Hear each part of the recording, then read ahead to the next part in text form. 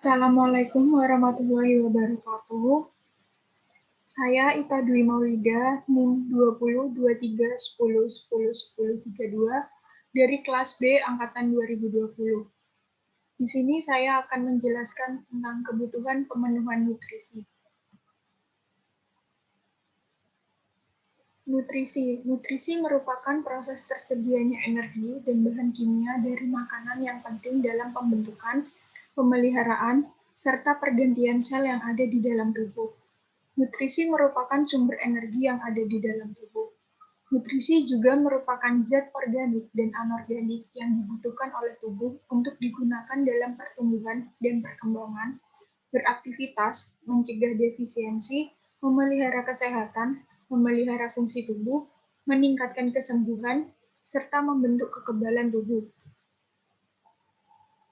Struktur nutrien dibagi menjadi beberapa macam. Yang pertama yaitu karbohidrat.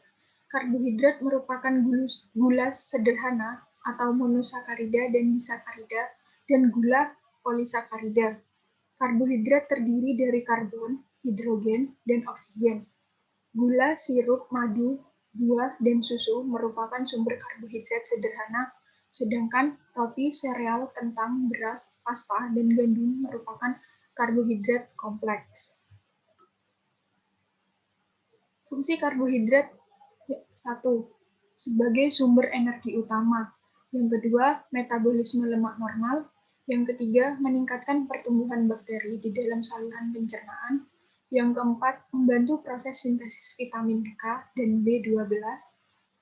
Yang kelima, membantu produksi komponen karbon dalam mensintesis asam amino esensial. Yang keenam, mempertahankan integritas fungsi sel saraf atau energi otak.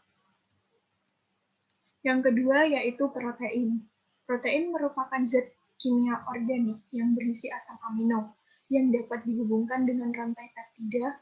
Protein terdiri dari karbon, hidrogen, oksigen, dan nitrogen. Protein dibedakan menjadi dua jenis, yaitu protein hewani dan protein nabati. Protein hewani yaitu protein yang berasal dari hewan, contohnya daging, telur, susu, dan lain-lain. Protein nabati yaitu protein yang berasal dari tumbuhan, contohnya dari kacang-kacangan dan gandum. Fungsi protein yaitu yang pertama, membantu pembentukan kembali protein, sel, dan energi. Yang kedua, mempertahankan kesehatan dan vitalitas. Yang ketiga, memelihara sistem imunitas tubuh. Yang keempat, menjaga keseimbangan asam dan basa. Yang kelima, membantu dalam pembekuan darah. Yang keenam, membantu pembentukan hormon. Yang ketiga, lemak. Lemak merupakan sumber energi kedua setelah karbohidrat. Secara ideal, sekitar 20% lemak membentuk berat badan pada orang gemuk. Lemak terdiri dari dua macam, yaitu lemak nabati dan lemak hewani. Lemak nabati merupakan lemak yang berasal dari tumbuhan, contohnya minyak kelapa dan minyak dari kacang-kacangan. Yang lemak hewani merupakan lemak yang berasal dari hewan, contohnya susu, keju, dan kuning telur.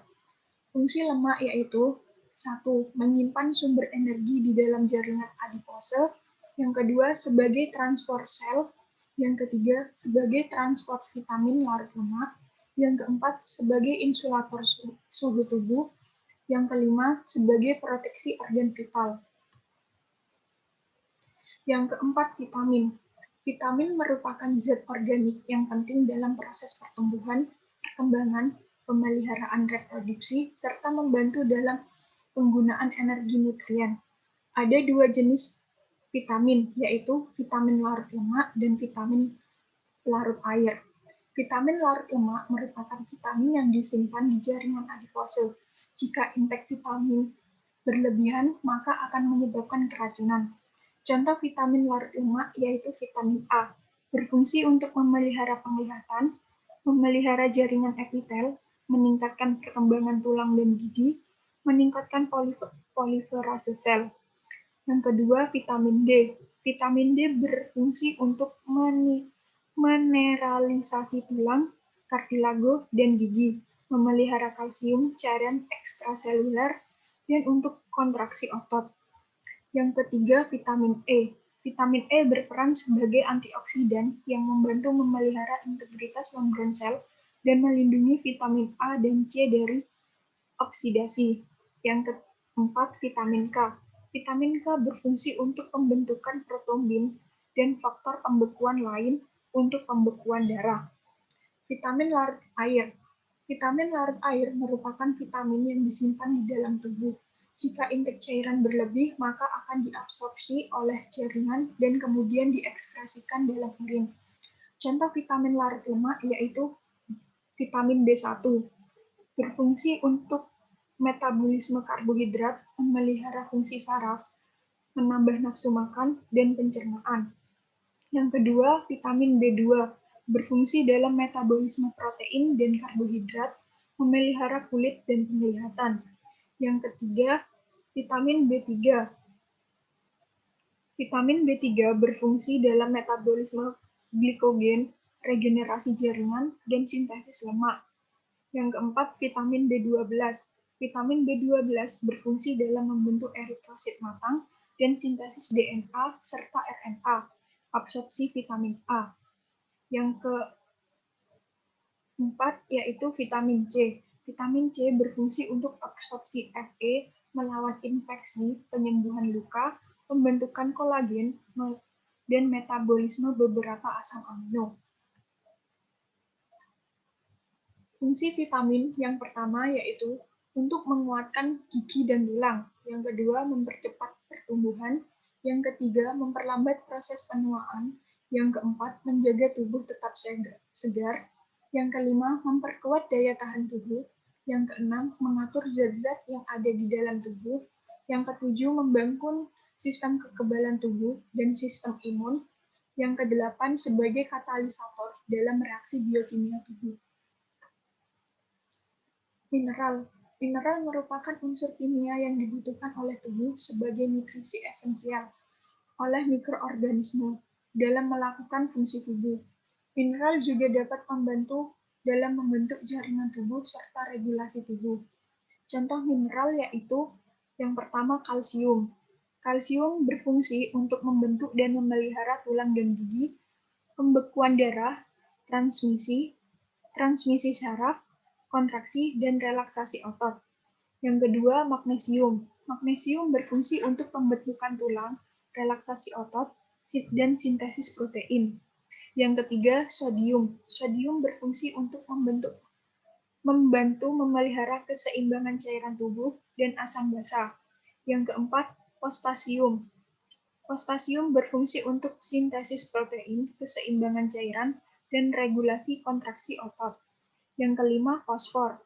Fosfor berfungsi untuk pembentukan dan pemeliharaan tulang dan gigi, keseimbangan asam basa, metabolisme energi, struktur membran sel, dan regulasi hormon dan koenzim. Yang keempat, besi atau Fe. Berfungsi untuk membawa oksigen melalui hemoglobin dan mioglobin. Yang ketujuh, iodin. Fungsi iodin adalah sebagai unsur pokok hormon tiroid yang meregulasi basal metabolisme rate. Yang kedelapan, zinc. Zinc berfungsi sebagai pertumbuhan jaringan, perkembangan dan penyembuhan, kematangan seksual dan reproduksi, serta unsur utama beberapa enzim dalam energi. Yang kesembilan, air. Air diperlukan untuk memelihara fungsi sel. Proses pencernaan nutrisi yang biasanya bisa disebut dengan IDAME. Ingesti, digesti, absorpsi, metabolisme, dan ekskresi. Ingesti merupakan proses masuknya makanan dan cairan dari lingkungan ke dalam tubuh melalui proses menelan. Dengan baik dengan dikoordinasi gerakan volunter dan involunter. Yang kedua, digesti. Digesti merupakan rangkaian kegiatan fisik dan kimia pada makanan yang dibawa ke dalam lambung serta usus halus. Pada proses ini terjadi penyederhanaan ukuran makanan dan diabsorpsi oleh intestinal. Dalam hal ini, organ yang berperan yaitu mulut, maring, esofagus, lambung, dan usus halus. Yang ketiga, absorpsi. Absorpsi merupakan proses penyerapan yang dilakukan oleh usus halus melalui saluran darah dan getah bening, kemudian menuju ke hepar. Yang keempat, metabolisme.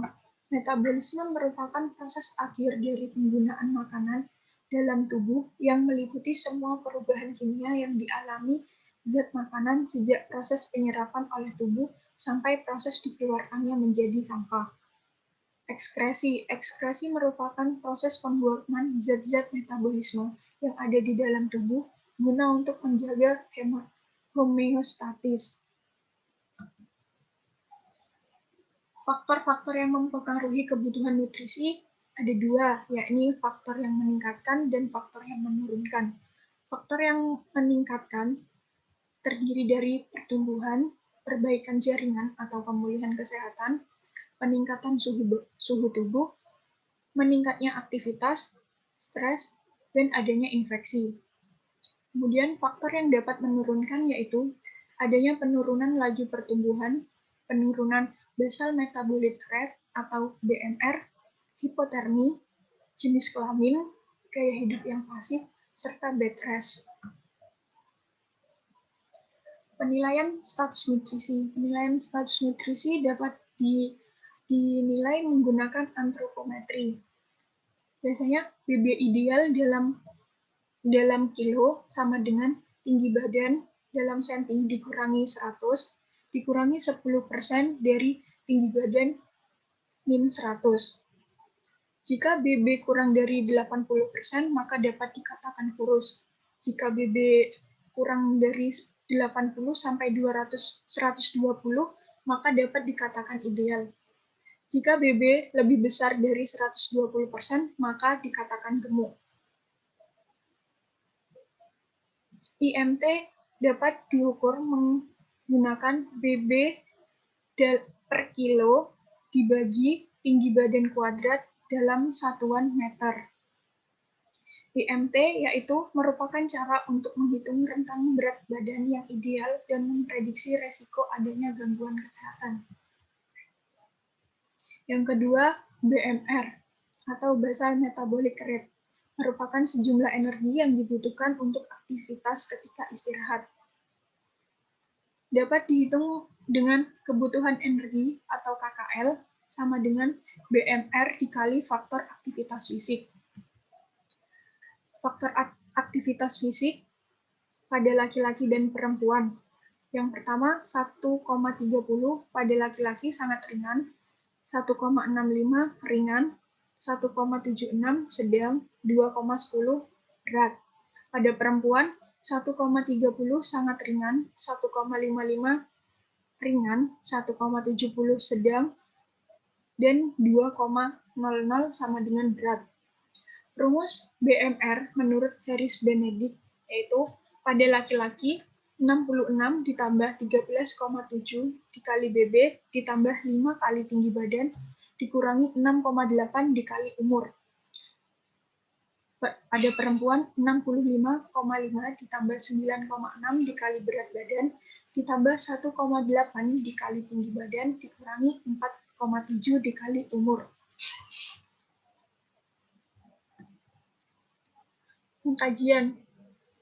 Pengkajian dalam kebutuhan nutrisi meliputi aspek biologis, aspek psikologis, aspek sosiokultural, aspek psikomotor. Diagnosis yang pertama, perubahan nutrisi atau kekurangan dan kelebihan nutrisi. Yang kedua, intoleransi terhadap aktivitas yang berhubungan dengan kelemahan. Yang ketiga, gangguan konsep diri yang berhubungan dengan perubahan postur tubuh. Ini daftar pustaka yang saya gunakan. Sekian presentasi dari saya, kurang lebihnya mohon maaf. Terima kasih. Wassalamualaikum warahmatullahi wabarakatuh.